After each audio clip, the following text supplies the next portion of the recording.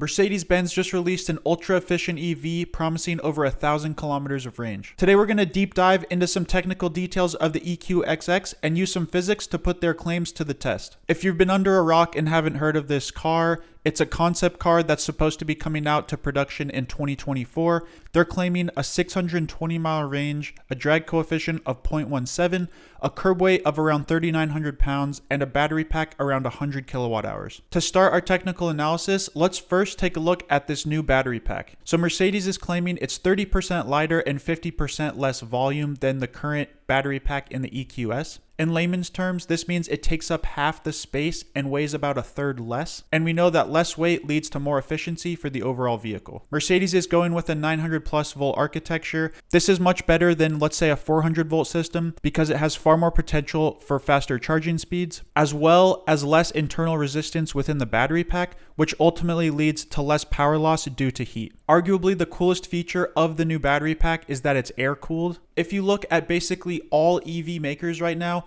all of their battery packs are liquid cooled because liquid is much better at dissipating heat. Under the floor of the car, there's a cooling plate, which is basically attached to the battery pack but exposed. So as cool air passes over the plate, it'll actually cool the battery pack down. There's no fluid circulation going around in the battery. This has a ton of benefits. The main benefit being weight reduction. So imagine all of the plumbing and fluid that has to circulate around a battery pack. All of that can be completely ripped out. In addition to that, there's no auxiliary power consumption because there's no pumps to push fluid around. Those all require power and decrease efficiency of the overall car. And one of the main reasons Mercedes is able to get away with air cooling is because there's just not a lot of power demand. They're limiting this car to 150 kilowatts of peak output, which is equivalent to only 200 horsepower. To give you some concrete metrics, I've gone ahead and compared the EQXX to the EQS 450 Plus, as well as the Lucid Air Dream Edition range. These cars are all long-range EV sedans that are luxury focused, so I figured it'd be a good comparison. You can see battery size, voltage, and battery weight in those first three columns. The big thing that sticks out is the battery weight in the EQXX. It's almost 200 kilograms less than the Mercedes-Benz EQS 450 and almost 200 kilograms less than in the Lucid Air as well. If you convert the weights to specific energy, which is basically how much energy you can fit in a unit of mass, the units are just watt hours per kilogram. You can see that if you do the calculation with a 100 kilowatt hour pack, it's right around 200 watt hours per kilogram, which is a ton better than the existing competitors. If you're curious, I believe the best energy density in a current production car is 180 watt hours per kilogram, and that's in the all-new Tesla Model S. If it wasn't already clear that Mercedes is hyper-focused on efficiency, when you look at the powertrain, you'll definitely understand that. So they're putting only a single motor, which will be in the rear, and it has an output of 150 kilowatts, which is equivalent to 200 horsepower. And this translates to about a 7-second 0 to 60 and only an 87 mile an hour top speed. While we're on the efficiency train, let's take a look at aerodynamics. Along with the battery, that's probably the staple of this car. They're claiming a 0.17 coefficient of drag, which would make it the lowest of any production car yet. The current EQS is 0.2, the Lucid is about 0.2, and the Tesla Model S is about 0.21, just for reference. They've also brought down the frontal area of the car dramatically to increase aerodynamic efficiency. They're not quoting an actual figure, but they're claiming the frontal area is less than that of a Mercedes-Benz CLA.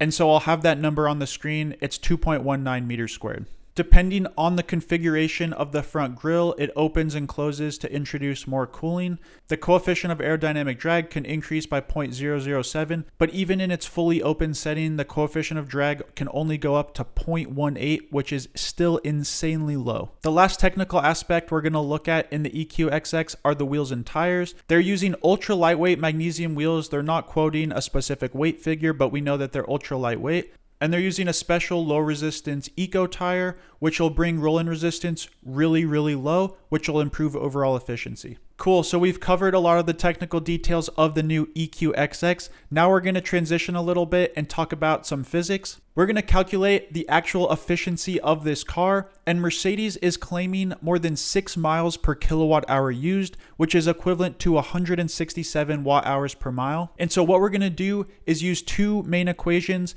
air resistance and roll-in resistance, and we're going to calculate the forces acting on the car, and we're going to convert that to a consumption figure, and we're going to compare it against their claim. So we know the specs of the EQXX. We have a coefficient of drag of 0.17. We have a frontal area of 2.19 meters squared, which I've just taken from a CLA. It could be a little bit better than that. The curb weight is 3,858 pounds, and I'm going to add 200 pounds for a driver and any other equipment that's in the car. For the battery pack, we know it's around 100 kilowatt hours, but we don't have an exact number, so I'm going to estimate it at 98 kilowatt hours for this exercise. The coefficient of rolling resistance is an extremely important value and is extremely complicated. If you don't know what it is, it describes the amount of friction that's going on between the tire and the road, and it accounts for a lot of energy loss during driving. Rolling resistance is a really complex subject and depends on a ton of different parameters.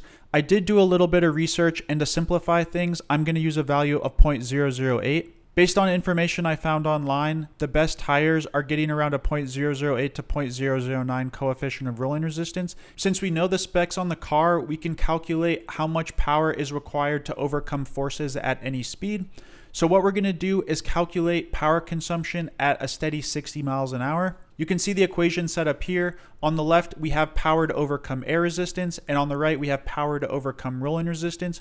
If you crunch all the numbers, you see that it takes 4.38 kilowatts to overcome air resistance and about 3.87 kilowatts to overcome rolling resistance. So total power needed to overcome forces at 60 miles an hour is about 8.25 kilowatts. We're assuming the battery pack is 98 kilowatt hours, which means we could do 11.87 hours of driving at a steady 60 miles an hour. If you multiply 11.87 hours times 60, we get 712 miles of range. But keep in mind that would be if the car is using 100% of its power effectively to overcome those negative forces. Mercedes claims a 95% battery to wheels power efficiency. And so to get a more realistic figure, we'll multiply our 712 miles by 0.95, and we see that the more realistic range, including powertrain losses, is 677 miles. And if you convert that to consumption, it's only 0.145 watt hours per mile, which is incredibly low, and it's coming in well below their claimed 0.167 watt hours per mile.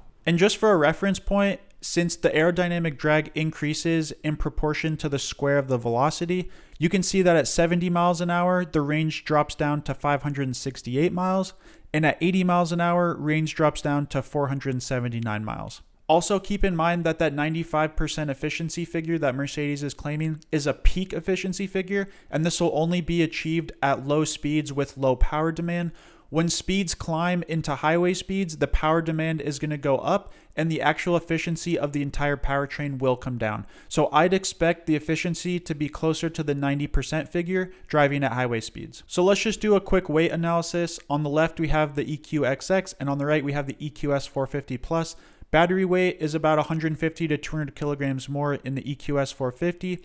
Curb weight is over 700 kilograms more in the EQS 450.